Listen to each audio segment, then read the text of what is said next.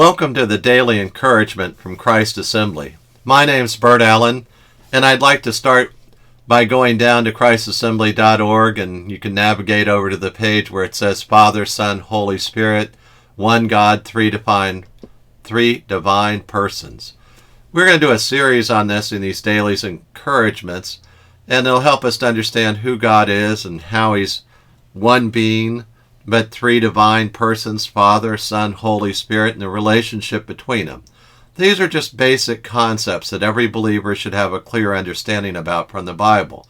Does that mean that we'll perfectly understand the Trinity? No, I don't believe that is true. We can know what the Bible tells us about the Trinity, but it's not clear that we're going to understand everything that God tells us. There's nothing wrong with His revelation. The problem is in our comprehension. But by the Spirit of God working within us, we can learn a lot from the Bible about the three persons, Father, Son, Holy Spirit, that comprise the Trinity, and we can learn today about the unity of God.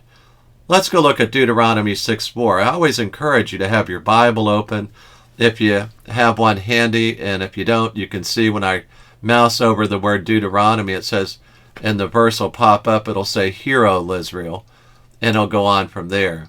But for our purposes today, let's look at this daily encouragement. Many people completely misunderstand the divine Trinity. God the Father, God the Son, and God the Holy Spirit. That's what I mean when I say Trinity. In the Bible, we read about three divine persons who exist forever as one God. We cannot fully understand the nature of the Trinity, but we should be familiar with the teaching of the Bible concerning the unity and diversity of God. Make no mistake, we worship only one God, and that God has eternally existed as three divine persons, united as one essential God. Deuteronomy 5:4. Hear, O Israel, the Lord is our God, the Lord is one. The Lord is one God. The single God of the Old Testament is the single God of the New Testament. In Deuteronomy 6:4, we read that the Lord is one God.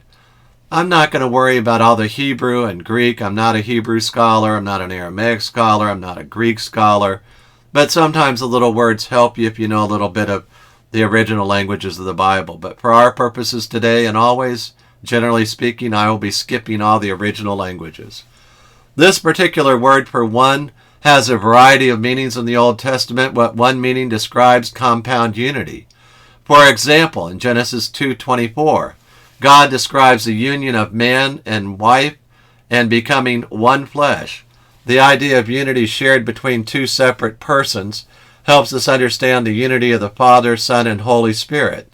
These three separate persons exist as one God. In essence and substance, they are one and inseparably joined together. They share the same attributes of God.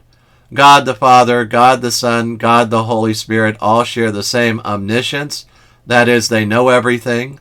Omnipotence, they each have the same power to do all things. Omnipresence, they each are present everywhere, all the time. Immutability, they never change.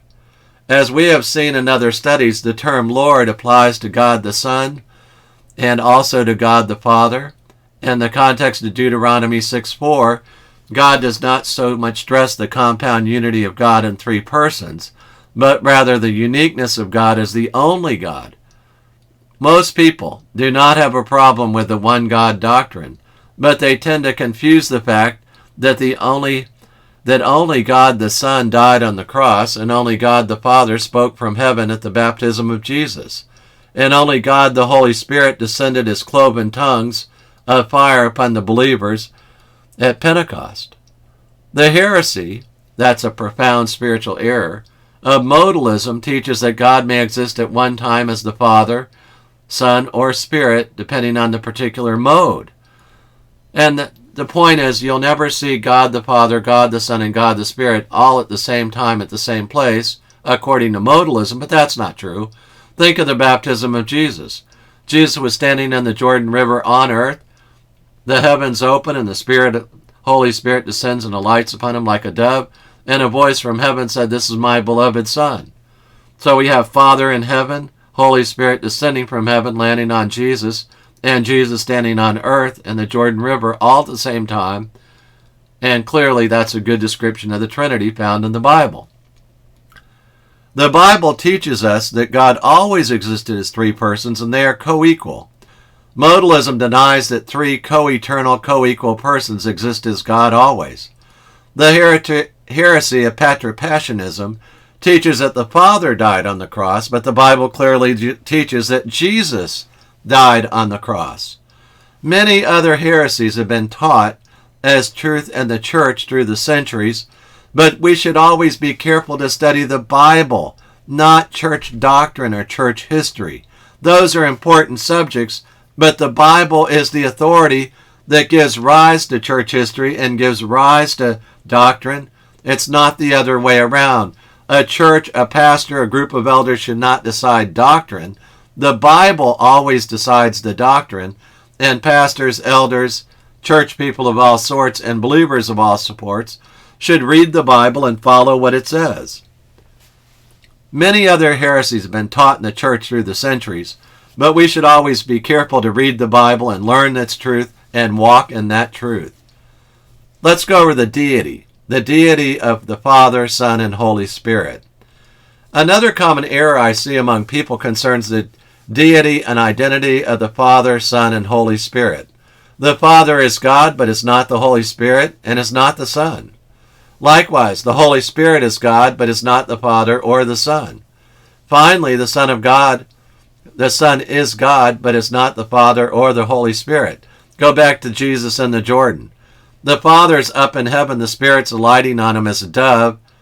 They're not all the same person, but they are all one God. There's an old figure that I did not develop, but I use, called the Trinitarian triangle, and let me kind of help you with that.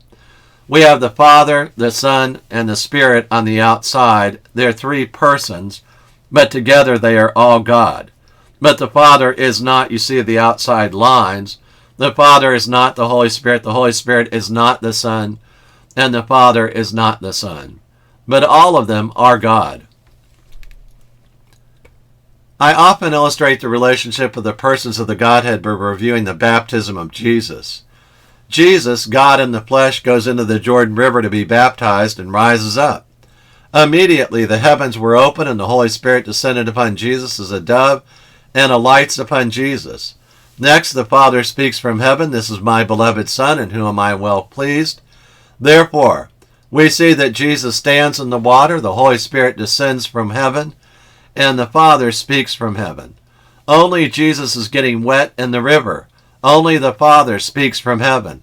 Only the Holy Spirit descends from heaven and rests upon Jesus as a dove.